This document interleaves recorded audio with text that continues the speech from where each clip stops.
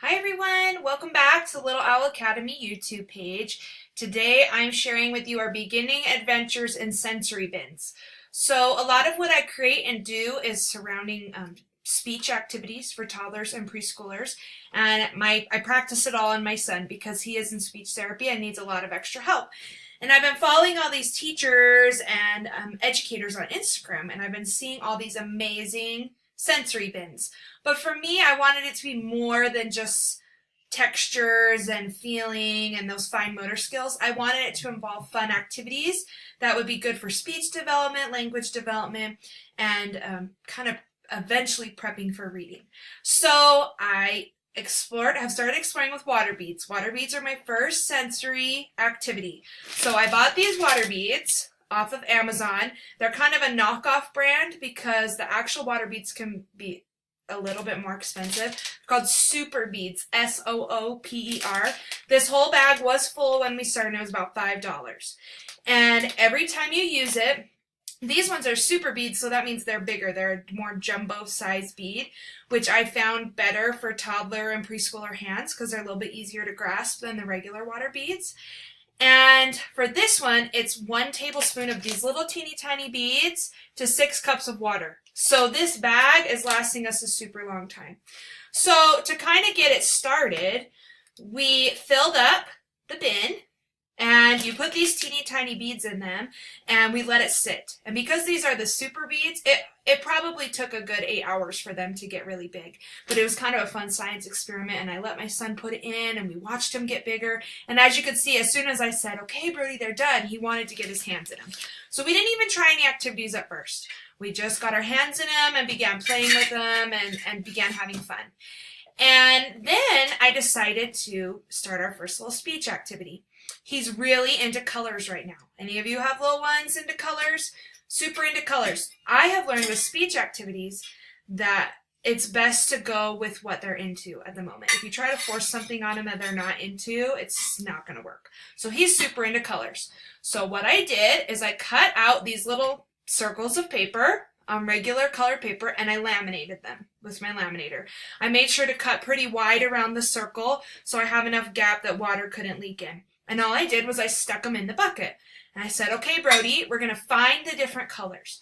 So he started using his little hand tools that I have bought. You can use anything around home: tongs, spatulas, measuring cups. We found at Walmart in their kitchen section, they have these tiny little gadgets that are so fun, that are meant for something specific in the kitchen. I've never used them before, but they're really fun for sensory bins, so check out Walmart. And I let him go to town. He started pulling them all out, and we started sorting the colors, and we talked about the colors, and we counted how many colors, and it really got his speech going because he was practicing this activity. So now, in fact, you might be able to hear him. He's sitting right next to me playing right now. These water beads, we've been playing with them for days.